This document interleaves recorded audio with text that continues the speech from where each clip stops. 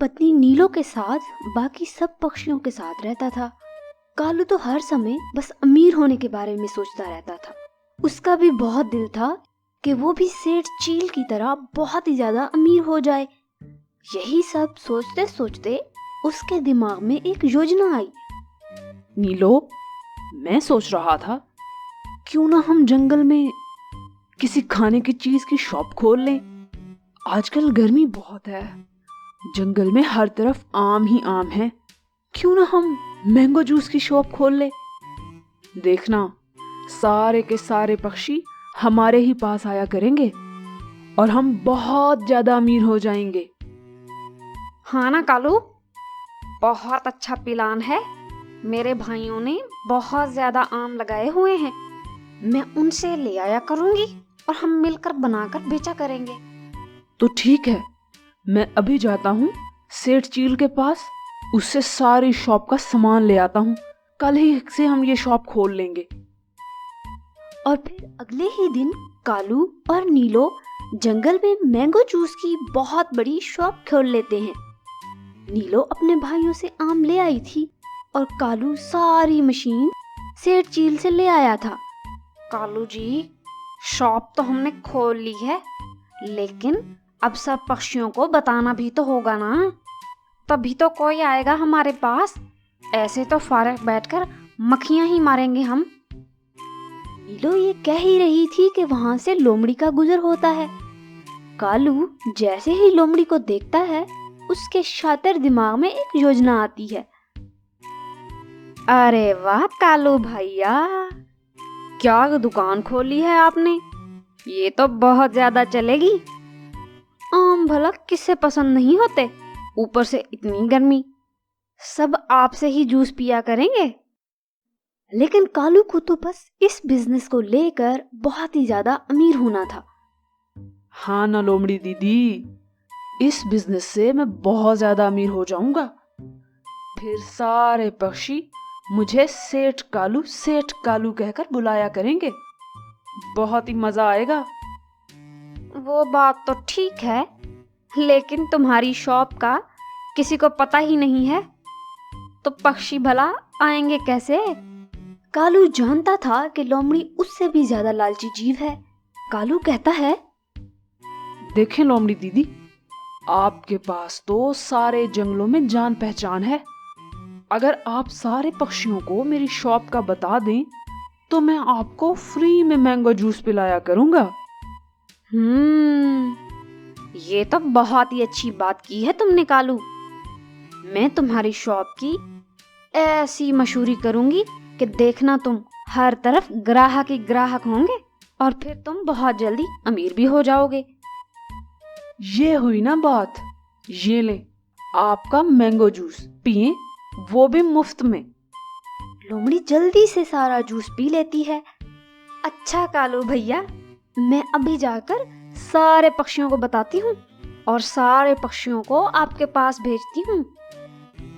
लोमड़ी वहां से चली जाती है और सारे पक्षियों को कालू की शॉप के बारे में बताती है। लोमड़ी की तो कई जंगलों में वाकफियत थी, जिसके कारण बहुत सारे पक्षी कालू के पास उसका मैंगो जूस पीने के लिए पहुंच जाते हैं। कबूतर, तोता और बबली को भी कालू की शॉप का पता लगता है, तो वो भी कालू की शॉप पर पहुंच जाते हैं। अरे कालू, वाह, पहली बार देख रहा हूँ कि तुम भी कोई काम खुद कर रहे हो। चलो, अच्छी बात है। ऐसा करो, मेरे लिए एक गिलास मैंगो जूस ला दो। कालू जी, एक बड़ा गिलास मेरे लिए भी, मुझे तो आम बहुत पसंद हैं। अरे कौन सा गिलास पियोगे तुम कबूतर? छोटा गिलास 10 मकई के दानों का है और बड़ा 20 मकई के दानों का। मेरा तो बड़ा गिलास लगा दो, मैं तो वही पीऊंगा। कालू सबको मैंगो जूस बनाकर पिलाता है। वो इतने मजे का था कि सब जल्दी जल्दी पी जाते हैं। वाह कालू भाई, बहुत मजे का था आपका मैंगो जूस। मैं अपनी सारी सहेलियों को भी आपकी शॉप का बता दूंगी, ताकि वो भी आपसे ही मैंगो जूस लें। और यूं कालू का जूस बहुत ही कम दिनों में बहुत ज्यादा मशहूर हो गया था। अब तो दूर दूर के जंगलों से भी पक्षी कालू का मैंगो जूस पीने आते थे। इतने ज्यादा जूस बिकने से कालू बहुत ज्यादा अमीर हो गया था। कालू अमीर तो हो रहा था, लेकिन वो चाहता था कि वो किसी शॉर्टकट से जल्दी अमीर हो जाए। कालू जी, हम अमीर तो हो रहे हैं, लेकिन बहुत ही आहिस्ता आहिस्ता हो रहे हैं ना। अगर हम एक और शॉप खोल लें तो जल्दी अमीर हो सकते हैं। अरे नहीं नहीं, भला दूसरी शॉप कौन चलाएगा? मेरे दिमाग में एक योजना आई है। वो क्या है कालू जी, मुझे भी तो बताएं। हमारी शॉप काफी मशहूर हो गई है, हम क्यों ना अपने जूस में मिलावट शुरू कर दें। हम खराब आम लाएंगे और उन्हीं का जूस बनाकर सब पक्षियों को पिलाएंगे। फिर देखना हम कैसे जल्दी जल्दी अमीर होते हैं। अरे नहीं कालू, मुझे लगता है हमें जो मिल रहा है ना, हमें इसी पर ही खुश होना चाहिए। ये ना हो इतने से भी जाएं हम। लेकिन कालू था कि उसके सर पर बस भूत सवार था, और फिर कालू ने जल्दी से अमीर होने के लिए खराब जूस बेचना शुरू कर दिया। वो गले हुए और खराब आम सस्ते दामों में लाता था और उतनी ही कीमत में बेचता था जितनी कीमत में वो अच्छे वाले आम बेचा करता था। अब वो खराब आमों का जूस बना बना कर सारे पक्षियों को देता। पहले पहले तो सारे पक्षी जूस पीते रहे और कालू को बताते भी रहे कि अब उसका जूस ज्यादा मजे का नहीं होता है, लेकिन कालू किसी की भी बात सुनने को तैयार नहीं था। और फिर पक्षी उसका खराब जूस पी पी कर बीमार पड़ने लग गए, और आहिस्ता आहिस्ता सारे पक्षियों ने कालू और नीलो की दुकान पर आना बंद कर दिया। नीलो, ये आज कोई ग्राहक क्यों नहीं आ रहा है? हम सुबह से बैठे हैं, कोई एक भी पक्षी नहीं आया अभी तक। और करो लालच, मैंने कहा था ना, इतना लालच अच्छा नहीं होता। और यूं कालू की शॉप बिल्कुल ठप होकर रह गई। फिर उसके बाद कोई भी पक्षी कालू की शॉप पर नहीं आया, और यूं कालू को उसका लालच ले डूबा। हमें इस स्टोरी से सीख मिलती है कि हमें लाइफ में कभी भी शॉर्टकट नहीं अपनाना चाहिए। हर काम मेहनत और बगैर लालच के करना चाहिए। जब हम 2 नंबर काम करने की तरफ आते हैं तो उसका नुकसान भी हमें ही पहुंचता है। बबलू और बबली एक विशाल पेड़ पर अपने खूबसूरत से घर में रहते थे। बबली ने इस दफा 6 अंडे दिए थे। बबलू और बबली दोनों ही बहुत खुश थे। सारे जंगल के पक्षी बारी बारी बबली को बधाई देने आ रहे थे। जंगल में तो जैसे सभी खुश थे। सुने, कुछ दिन बाद तो वैसे ही हमें समय नहीं मिलना। हमें आज ही जाकर अनाज ले आना चाहिए, ताकि बाद में हम अपने अंडों की अच्छे से रक्षा कर सकें और शिकारियों से बचा सकें। हाँ, तुम सही कह रही हो। हमें जल्दी से अनाज जमा कर लेना चाहिए ताकि बाद में सुकून से अपने अंडों और बच्चों की रक्षा कर सकें। ऐसा करते हैं, कालू को अंडों की रक्षा पर बिठा देते हैं।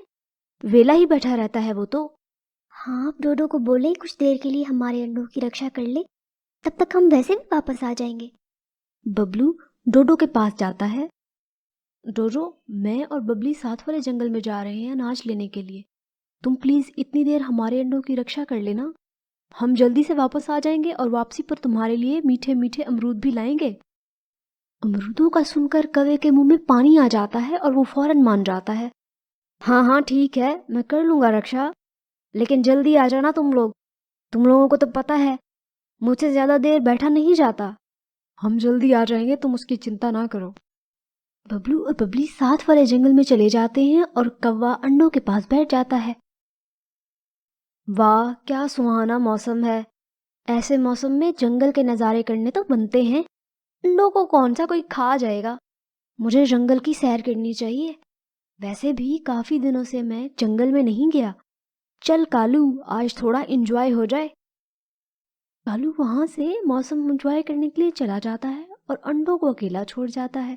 जिस पेड़ पर चिड़िया का घोंसला था उसके पास ही सांप की बिल थी, जो कुछ दिन पहले ही दूसरे जंगल से आया था। बहुत भूख सता रही है, क्यों ना किसी छोटे पक्षी के अंडे खा लूं, वरना भला इस जंगल में आने का क्या फायदा। सांप अपने भोजन की खोज में निकला और दरख्त पर अंडे देखकर बहुत ही खुश हो गया। हाय मजे, 6 अंडे, वो भी एक साथ। आज तो पार्टी हो गई है। पास कोई भी नहीं है, आज इन अंडों पर हाल साफ करते हैं, फिर पता नहीं ऐसा मौका हाथ आए कि ना आए। सांप फौरन दरख्त पर चढ़कर अंडों के पास पहुंच जाता है। लेकिन मेरे ख्याल से मुझे बस एक अंडा खाना चाहिए। एक कल खाऊंगा, फिर जब इनमें से बच्चे निकल आएंगे तो वो भी तो मैंने ही खाने हैं ना। मजे हैं भाई। सांप एक अंडा उठाकर अपनी बिल में वापस चला जाता है। कालू जब वापसी आकर एक अंडा गायब देखता है तो बहुत ही चिंतित हो जाता है। अरे एक अंडा कहाँ गायब हो गया? किसी शिकारी पक्षी ने तो नहीं खा लिया? अगर उसने खाना होता तो सारे खाता, एक क्यों लेके जाता? अब भला मैं चिड़िया को क्या जवाब दूंगा? अभी कालू ये सोच ही रहा था कि वहां से बबलू और बबली वापस आ जाते हैं।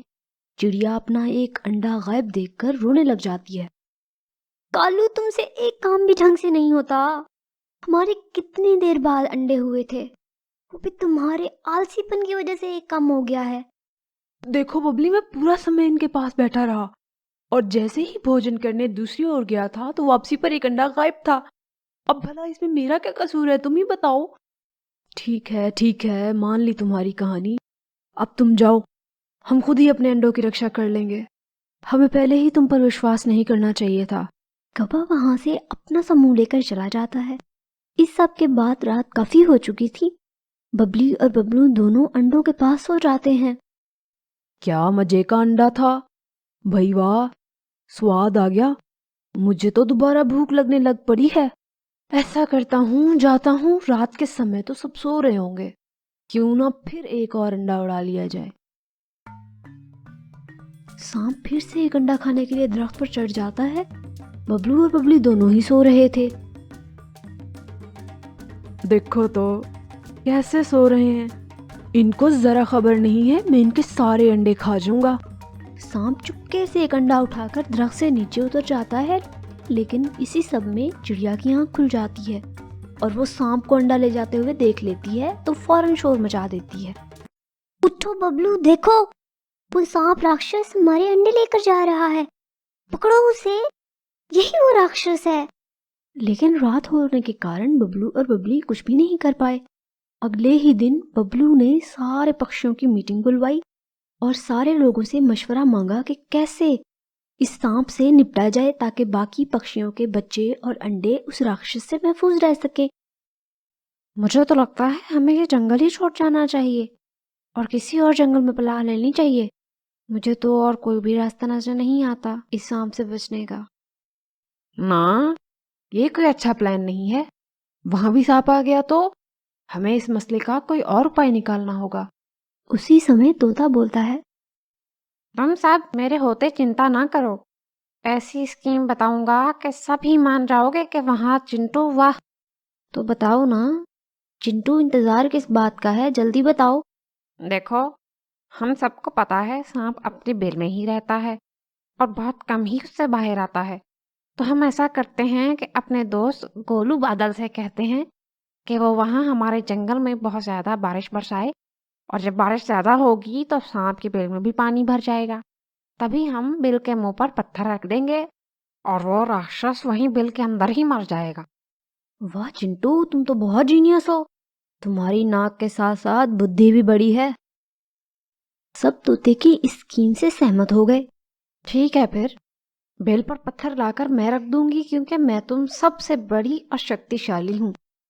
तो बस फिर ठीक है, मैं अभी गोलू बादल के पास जाती हूँ। वो आज ही हमारे जंगल में बारिश बरसाए ताकि वो राक्षस अपने अंजाम को पहुंचे। बबली वहां से उड़कर गोलू बादल के पास चली जाती है। गोलू बादल साल के इस समय में पश्चिम की ओर में चला जाता था, इसीलिए चिड़िया को उसे ढूंढने में काफी मेहनत करनी पड़ी। कुछ मेहनत के बाद उसे गोलू बादल मिल गया।